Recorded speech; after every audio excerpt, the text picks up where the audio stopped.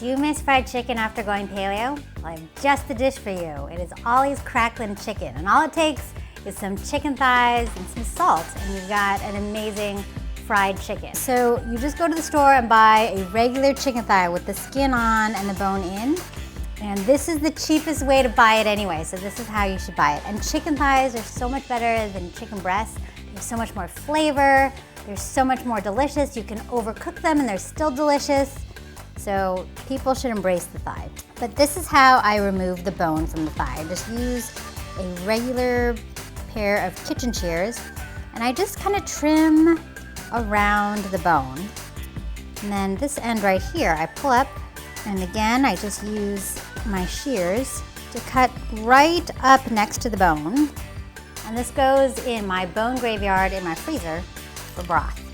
And then these are the thighs right here. And you can see that, obviously there's like two thicker parts of meat and then where the bone was. So you want to just smash this down with a meat pounder so it's all one even thickness. And I always try to smash and then push out at the end.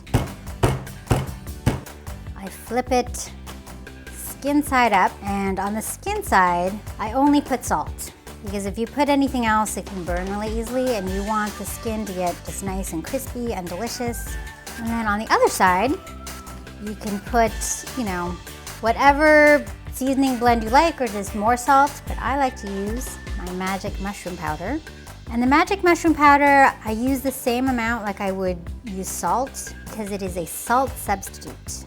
So I heat it on medium-high until it's nice and hot. And then when it's hot, I add a teeny bit of ghee, but you don't need to add too much fat because the fat from underneath the skin will render out.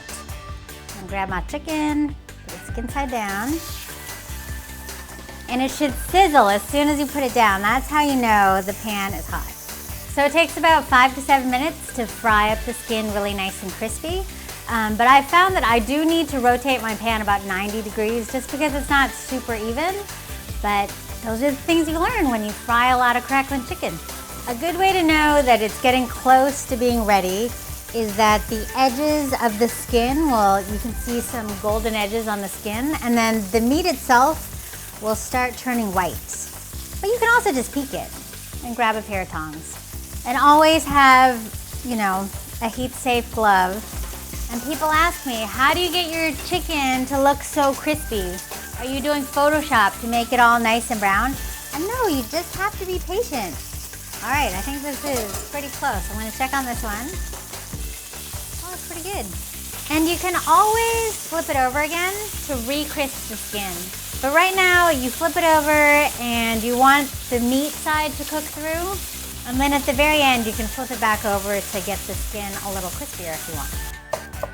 And you have super crispy skin and super juicy meat. And there you have it, Ollie's Cracklin chicken. If my picky son loves it, you'll love it too.